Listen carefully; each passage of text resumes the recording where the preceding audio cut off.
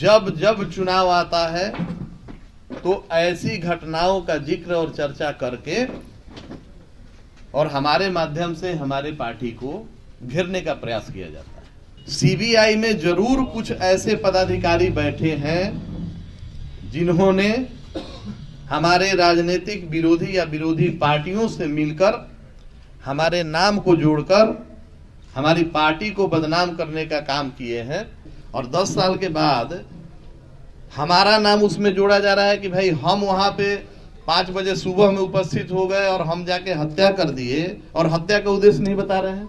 स्वर्गीय परमेश्वर मुखिया जी के हत्या से हमको क्या फायदा। और दूसरी बात यह है कि उनसे हमारा कोई विरोध था ही नहीं।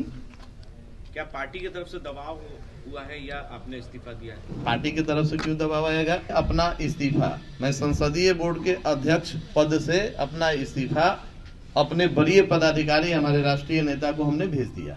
नमस्कार, आप देख रहे हैं लाइव बिहार में हूं आपके साथ असलम अब्बास। रणवीर सेरा के संस्थापक सदस्य ब्रह्मेश्वर मुखिया के हत्याकांड मामले में पूर्व एमएलसी हुलास पांडे के खिलाफ सीबीआई ने चार्जशीट दायर किया है, जिसके बाद से लोजपा रामविलास पासवान के संसदीय बोर्ड के साथ साथ पूरे पार्टी में एक तरह से कहें तो बेचैनी सा हो गया था। खास करके चिराग पासवान को लेकर लगातार सवाल उठ रहे थे, लेकिन हुलास पांडे ने पत्रकारों के सामने आकर पूरे मामले पर अपनी बातों को रखा है। उन्होंने साफ साफ कहा है कि इस पूरे मामले में उनकी कहीं कोई संलिप्तता नहीं है। राजनीतिक साजिश के तहत उन्हें फंसाया जा रहा है। सब दूध का दूध और पानी का पानी हो जाएगा। सुनिए हुलास पांडे क्या कुछ बोल रहे हैं सीबीआई के चार्जशीट के खिलाफ।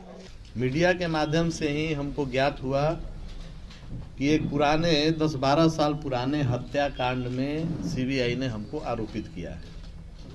बहुत सारे मीडिया के साथियों से फोन पर बात हो रही थी बारी बारी से, तो हम चूंकि प्रदेश से बाहर थे तो हम सोचे कि एक ही साथ सभी हमारे मित्र साथी आ जाए और सबको हम अपना बात बताएं और अपना पक्ष रखें। जिस तरीके से इस हत्याकांड में हमारा नाम जोड़ा जा रहा है, इसमें कतई कहीं से भी सच्चाई नहीं है और सत्य को परेशान किया जा सकता है, पराजित नहीं किया जा सकता। आज लगभग 2012-13 की ये घटना है और 2023 हो गया। 10 वर्षों के बाद हमारे नाम का जोड़ना अपने आप में ये संकेत देता है कि कहीं न कहीं इसमें राजनीतिक षड्यंत्र हुआ है। जब जब चुनाव आता है तो ऐसी घटनाओं का जिक्र और चर्चा करके और हमारे माध्यम से हमारे पार्टी को घेरने का प्रयास किया जाता है। तो आप सब मीडिया के प्रबुद्ध साथी हैं, आप सब भी बारीकी से अगर अध्ययन करेंगे इस घटनाक्रम का तो आपको भी समझ में आएगा कि हमारे साथ क्या किया जा रहा है, किस तरह की परिस्थिति पैदा की जा रही है और क्यों की जा रही है। सभी पढ़े लिखे हमारे आप साथी हैं, आप लोग भी बारीकी से इस घटना का अगर अध्ययन करेंगे और जो नाम जोड़ा गया है उसके बारे में आप अगर जानेंगे, भोजपुर जिला में जाइए, भोजपुर जिला के प्रत्येक गांव के लोगों से मिलिए, आरा शहर में घूमिए, वहां जाके लोगों से मिलिए, तो सच्चाई आपको पता चल जाएगा कि वहां गांव गिराव और शहर के लोग क्या चर्चा कर रहे हैं। अब जो सीबीआई को करना था उन्होंने अपना काम कर दिया और सीबीआई से हमारा कोई विरोध नहीं है। सीबीआई में जरूर कुछ ऐसे पदाधिकारी बैठे हैं जिन्होंने हमारे राजनीतिक विरोधी या विरोधी पार्टियों से मिलकर हमारे नाम को जोड़कर हमारी पार्टी को बदनाम करने का काम किए हैं और ऐसा हम होने नहीं देंगे। आप सबों को मैं ये बतला दूं कि मैंने अपना इस्तीफा, मैं संसदीय बोर्ड के अध्यक्ष पद से अपना इस्तीफा अपने वरीय पदाधिकारी हमारे राष्ट्रीय नेता को हमने भेज दिया, ताकि किसी को ये कहने को मौका नहीं मिले कि आरोप पत्र गठित होने के बाद भी अपने पद पर कैसे बने हुए हैं। हमारी नैतिक जिम्मेवारी है, पार्टी हमारी मां के समान है, इसलिए अपने नैतिकता के आधार पर जब आरोप हम पर लगे हैं तो हमने अपना इस्तीफा भेज दिया है। बाकी आप लोगों का कोई प्रश्न होता है क्या लगता है किसकी तो नाम हम किसी एक व्यक्ति का तो नाम नहीं बता सकते, क्योंकि किसी एक व्यक्ति का नाम लेकर हम किसी का महत्व नहीं बढ़ाना चाहते हैं, लेकिन न्यायालय है और न्यायालय से न्याय जरूर मिलेगा। ब्रह्मेश्वर मुखिया के पत्र का कहना है कि गोली आप में चले मगर चलवाने वाला कोई और था, इसके पीछे बड़े बड़े लोग शामिल हैं। तो उनसे नाम पूछ लीजिए। उनके पत्र का बयान पर हमको नहीं जाना है, उनके पत्र क्या क्या बयान दिए हैं, कब कब बयान दिए हैं। हुलास जी, कहीं ये सब चीज पॉलिटिकल प्रेशर में तो नहीं हो रहा है?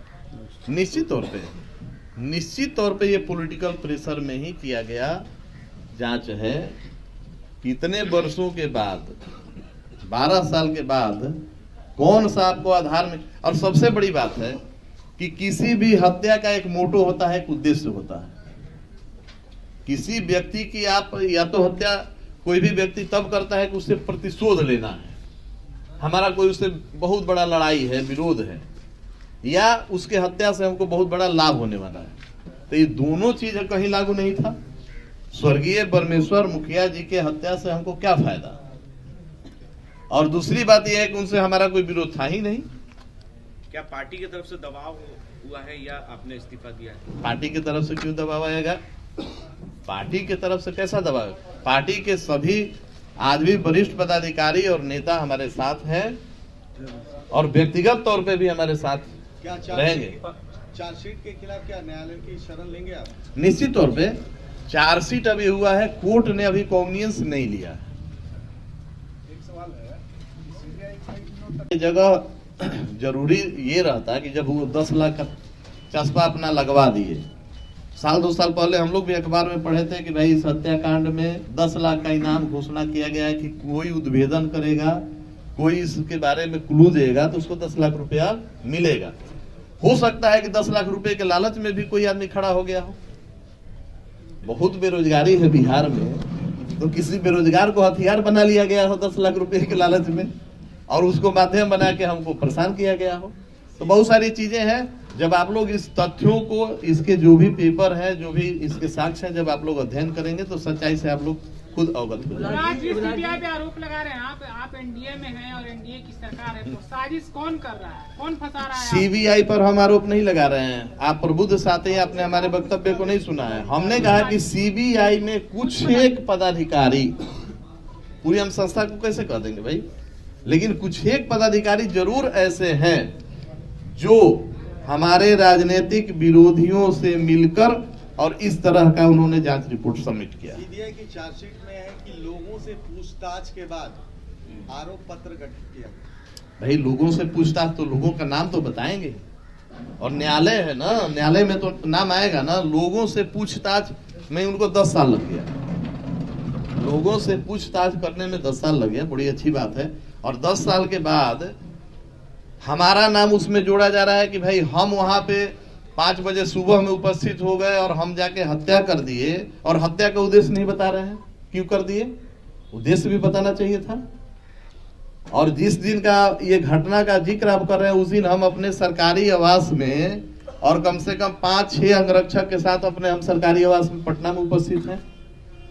तो जहां एक तरफ सरकार के ही 5-6 सुरक्षा कर्मी हमारे साथ सरकारी आवास में उपस्थित हैं, और वहीं दूसरी तरफ आप कह रहे हैं कि नहीं 5 बजे सुबह पहुंचकर हमने हत्या कर दिया, तो हास्यास्पद है, ये बनावटी है, और ये बनावटी कागज उनका कोर्ट में नहीं टिकेगा। तो अभी आपने हुलास पांडे को सुना है, उनका साफ साफ कहना है कि इस पूरे मामले में उनकी कहीं कोई संलिप्तता नहीं है, कहीं कोई शक और गुंजाइश नहीं। जिस दिन ये कांड हुआ है, हत्या हुआ है, वो पटना में अपने अंगरक्षकों बॉडीगार्ड के साथ मौजूद थे। भला क्यों हत्या करेंगे, किस लिए करेंगे, जैसा कि उन्होंने बोला, आपने खुद सुना है। साथ ही साथ उन्होंने कहा है कि उन्होंने पार्टी के संसदीय बोर्ड के अध्यक्ष पद से इस्तीफा भी दे दिया है। इसके अलावा उन्होंने क्या कुछ कहा है आपने खुद सुना है। आप अपनी राय क्या रखते हैं? ब्रह्मेश्वर मुखिया हत्याकांड में क्या सचमुच में हुलास पांडे की कोई संलिप्तता थी? क्या सचमुच में उन पर जो खिलाफ जो सीबीआई ने चार्जशीट दायर किया उसमें सच है, सच्चाई कुछ है? हमें कमेंट के रूप में राय जरूर पहुंचाइएगा। तब तक के लिए बने रहिए लाइव बिहार के साथ। आपका धन्यवाद। लाइव बिहार यूट्यूब पर सब्सक्राइब और फेसबुक पर लाइक जरूर करें।